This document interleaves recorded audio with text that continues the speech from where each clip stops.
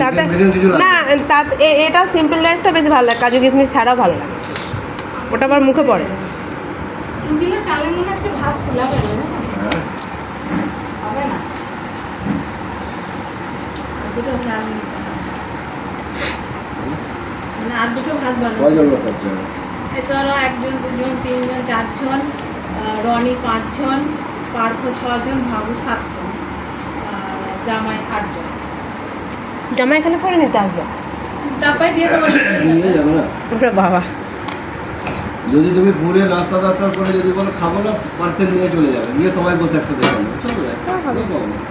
হ্যাঁ ওটাই বেশি। তুমি গিয়ে 11টার সময় থোড়ি রান্না করবে। ভাতই চাপে দিতাম না হলে।